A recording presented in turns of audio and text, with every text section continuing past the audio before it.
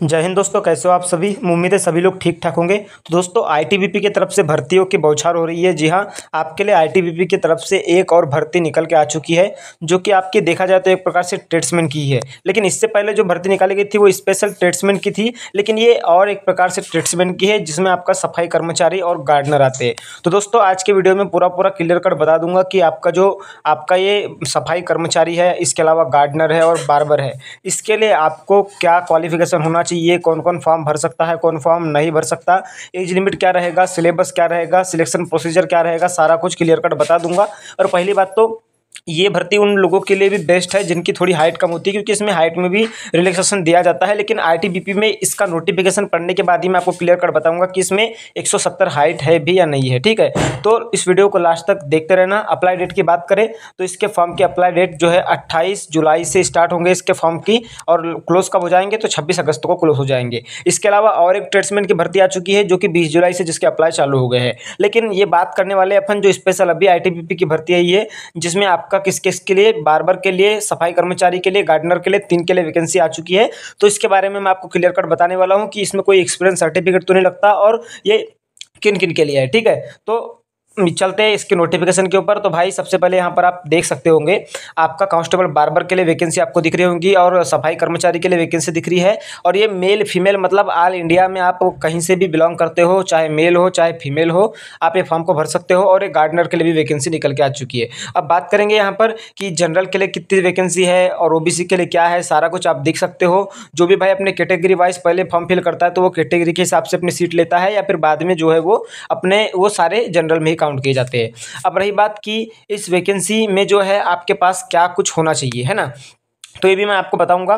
सबसे पहले बात करी जाए तो यहाँ पर अगर से हम बात करें बार्बर के लिए, तो बार्बर के लिए आपके पास वर्क एक्सपीरियंस होना चाहिए। इसमें आपको कोई सर्टिफिकेट की ज़रूरत नहीं रहेगी। जैसे ही आपका इसमें मतलब जैसे ही आपका फिजिकल होगा, तो उसके बाद आपसे बाल कटवा कर बोला जाएगा आपको कि आप बाल काट के दिखाइए। जो भी बाल काट के दिखा देगा, जिसको भी बाल काटना आ जाएगा, उसको जो है टेस्ट में पास कर दिया जाएगा। अब रही बात कांस्टेबल सफाई कर्मचारी, तो इसमें भी आपको कोई सर्टिफिकेट, एक्सपीरियंस सर्टिफिकेट कहीं से लाने की ज़रूरत बिल्कुल भी नहीं है। सिर्फ और सिर्फ अगर से आप फिजिकल देने गए, फिजिकल पास करने के बाद आपका ट्रेड टेस्ट किया गया। ट्रेड टेस्ट मतलब आपसे सफाई के बारे में आपको नॉलेज है, आपसे सफाई करवाई गई, अगर से आपने कर दी और उनको पसंद आया तो आपको ट्रेड टेस्ट में पास कर देंगे। तो उस प्रकार से इसका भी होने वाला है। लेकिन बात करें गार्डनर की, तो गार्डनर में आपको भाई साहब सर्टिफिकेट लगेगा, 2 साल का एक्सपीरियंस सर्टिफिकेट आपको गार्डनर के लिए यहाँ पर लगने वाला है। ठीक है, अब हम एक एक करके सारी बातों पर चर्चा करेंगे। इसके जो थोड़े थोड़े की पॉइंट है उसके बारे में चर्चा करेंगे। लेकिन मैं आपको बता दूं कि अभी हाल ही में आईटीबीपी ट्रेड्समैन की भर्ती निकल के आई है, और अगर से आप उसकी तैयारी कर रहे हो तो उसके लिए आपको मैं एक महत्वपूर्ण जानकारी बता दूं। तो अगर से दोस्तों आप आईटीबीपी कांस्टेबल ट्रेड्समैन की तैयारी कर रहे हैं, तो दोस्तों इसके लिए बेस्ट बुक मार्केट में निकल के आ चुकी है, जो कि चक्षु पब्लिकेशन की है। दोस्तों अगर से आप इसकी तैयारी बेहतरीन तरीके से करना चाहते हैं, तो ये बेस्ट बुक आपके लिए बहुत ही बेस्ट साबित होगी। और दोस्तों ये बुक की खास बात यह है कि इसमें 30 प्रैक्टिस सेट्स को जो है मौजूद किया गया है। उसके साथ साथ दोस्तों इसमें टोटल 1450 प्लस बहुविकल्पी प्रश्न है, वो भी 1 सॉल्वर्ड पेपर के साथ। ठीक है दोस्तों, और दोस्तों इस बुक में प्रीवियस ईयर के क्वेश्चनों को अटैच किया गया है। और आपको मैं बता दूं कि जो एग्जाम का आपका लेवल होता है वो प्रीवियस ईयर के जैसा ही होता है, बस थोड़े बहुत क्वेश्चनों को मॉडिफाई कर दिया जाता है समय को देखते हुए। ठीक है, और इसके साथ साथ दोस्तों चक्षु पब्लिकेशन अपनी आईटीबीपी बुक के साथ साथ दोस्तों सामान्य हिंदी की भी बुक प्रोवाइड करता है। तो दोस्तों जो भी भाई अगर से सामान्य हिंदी की किसी भी एग्जाम की तैयारी करना चाहते हैं, तो ये आईटीबीपी कांस्टेबल ट्रेड्समैन की बुक के साथ साथ चक्षु पब्लिकेशन की सामान्य हिंदी की बुक भी ले सकते हैं। दोनों बुक का लिंक मैंने अपने डिस्क्रिप्शन बॉक्स में ऐड कर दिया है, वहां से जाकर के आप इसे ऑनलाइन परचेस कर सकते हैं, या ऑफलाइन अपने नजदीकी मार्केट से भी परचेस कर सकते हैं। तो दोस्तों अब हम आगे की बातों का चर्चा करेंगे। इससे पहले मैंने आपको बुक के बारे में बता दिया। अब बात करेंगे इसके जो सैलरी पैकेज के बारे में। तो सैलरी आप देख सकते हो 21,700 से 69,100 के आसपास यहाँ पर सैलरी है आपकी। मतलब एसएससी जीडी के जो जवान भर्ती होते हैं उनको जितनी सैलरी मिलती है उतनी सैलरी आपको यहाँ पर मिलने वाली है। अब रही बात, मैंने क्वालिफिकेशन का भी आपको बता दिया कि आपको जो कांस्टेबल बार्बर और सफाई कर्मचारी के लिए किसी भी प्रकार से जो है सर्टिफिकेट की जरूरत नहीं है, बस आपको वो काम आना चाहिए। लेकिन गार्डनर के लिए आपको जो है सर्टिफिकेट 2 साल का, मतलब 2 साल का आपको वर्क एक्सपीरियंस होना चाहिए, और 1 साल का आपके पास कोई भी सर्टिफिकेट होना चाहिए। तो ये तो बात आपको क्लियर कट समझ में आ गई। अब बात कर लेते हैं कि एज लिमिट क्या रहेगी भाई साहब। तो एज लिमिट भी आप यहाँ पर अपने आंखों से अच्छे खासा देख सकते होगे। 18 से 23 साल एज लिमिट है यहाँ पर आपकी, और SC ST वालों को 5 साल की छूट दी जाएंगी, और OBC को 3 साल की। ठीक है, तो यहाँ पर बात करें कि जैसे अगर से मान के चलिए आप OBC से है तो आपको 26 साल एज हो जाएंगी, और अगर से आप SC ST से है तो आपकी 28 साल एज हो जाएंगी। ठीक है, इसके बारे में और जानकारी ले लेते हैं आगे नोटिफिकेशन में जो भी लिखा होगा। तो देख सकते हो यहाँ पर नोटिफिकेशन में यही जानकारी ली गई है। अब बात कर लेते हैं कि भैया सबसे पहले जो है इसका जो है सिलेक्शन प्रोसीजर क्या रहेगा, कि मतलब आपका किस बेस पर जो है इसमें सिलेक्शन होने वाला है। ठीक है, तो अभी तक आईटीबीपी की बात करें तो इसमें सबसे पहले आपका क्या होता है, कहीं भी देखा जाए अभी आईटीबीपी का रूल चल रहा है या नहीं चल रहा है ये तो पता नहीं, लेकिन सबसे पहले फिजिकल आपका इसमें कराया जाता है।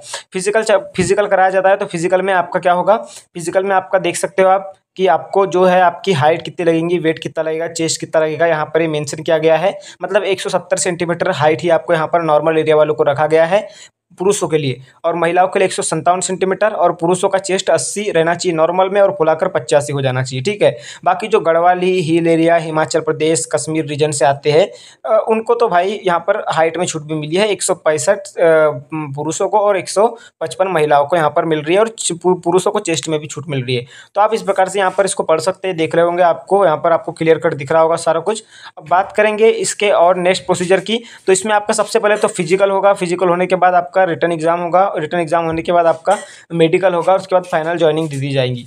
मेडिकल के बारे में थोड़ा सा यहाँ पर देख सकते हैं आप कि जो यहाँ पर आपका बोला गया है कि आई आपका विजन कितना होना चाहिए, तो 6/6 का आई विजन होना चाहिए और कलर ब्लाइंडनेस नहीं होना चाहिए। और तो मैंने आपको इससे पहले फिजिकल का पीएसटी के बारे में आपका जो मेजरमेंट होगा उसके बारे में तो बता दिया था, लेकिन अब मैं आपको पीईटी के बारे में बता देता हूँ, जिसका फुल फॉर्म होता है फिजिकल एफिशिएंसी टेस्ट। तो यहाँ पर पुरुषों के लिए देख सकते हो 1600 मीटर की दौड़ होगी, 7.5 मिनट में कंप्लीट करना है, बहुत नॉर्मल है। और लॉन्ग जंप आपकी मतलब जो आपकी लंबी कूद है वो 11 फीट होंगी, और जो हाई जंप होंगी वो आपकी 3.5 फीट की होंगी। इसके लिए आपको 3 चांस दोनों में दिए जाएंगे। वैसा ही महिलाओं के लिए क्या रहने वाला है सारा कुछ यहाँ पर आप देख सकते हो। और इसके बाद पीईटी के बाद पीएसटी तो मैंने बता दिया, जिसमें आपका हाइट वेट चेस्ट मेजरमेंट होता है। इसके बाद बात करेंगे कि आपका जैसे ही पी हो जाएगा उसके बाद मैंने आपको बताया था कि दूसरे नंबर पे आपका रिटन एग्जाम हो जाएगा।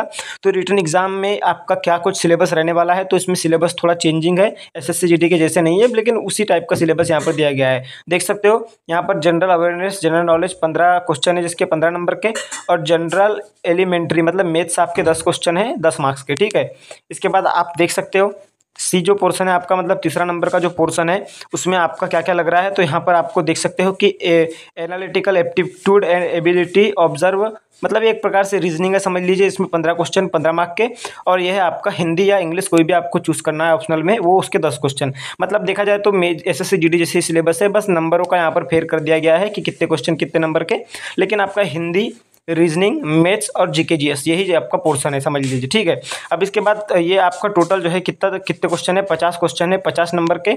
और रही बात इसमें समय कितना मिलेगा आपको, तो यहाँ पर समय का तो ऐसे दिया गया नहीं है, लेकिन फिर भी आपको अप्रॉक्स जो है 50 मिनट का तो समय मिलेगा ही। ठीक है, जैसे पता चलता है मैं आपको बता दूंगा। अब बात आ जाती है कि ट्रेड टेस्ट में क्या होने वाला है। तो ट्रेड टेस्ट में आपको बता दूं मैं कि ट्रेड टेस्ट में आपका ट्रेड रिलेटेड क्वेश्चन आपको मतलब पूछे भी जा सकते हैं, या फिर अगर से आप जो है ट्रेड के मतलब काम करेंगे तो आपका काम को देखकर ही आपको जो है उसमें मार्क दे करके जो है पास कर सकते हैं। ठीक है, तो यहाँ पर देख सकते हैं यहाँ पर कितना बोला गया है कि हेयर कट वेरियस टाइप, उसके हेयर कट के यहाँ पर आपको मार्क्स दिख रहे होंगे 20 नंबर 15 नंबर 15 नंबर। और इसके अलावा ट्रेड टेस्ट के मार्क में क्या होगा कि आपको मिनिमम नंबर लाना पड़ेगा, जैसे कि मान के चलिए कि 50 में से कितने नंबर में पास करते हैं वो नंबर लाना पड़ेगा बस। ठीक है, तो पासिंग मार्क का ही रहता है इसमें, और फाइनल मेरिट इसके आधार पर नहीं बनती है, ट्रेड टेस्ट के आधार पर सिर्फ आपके रिटन एग्जाम के आधार पर फाइनल मेरिट बनती है। अब बात करेंगे, आप देख सकते हो कि क्या क्या कितने कितने नंबर पूछे जाएंगे, तो बस वही है मतलब कितने नंबर ट्रेड टेस्ट के, तो ये आपके लिए सिर्फ आपको ट्रेड टेस्ट का मतलब नंबर उनकी तरफ से दिए जाएंगे, जितना अच्छा वर्क करेंगे उसके आधार पर आपको नंबर फाइंड आउट कराए जाएंगे।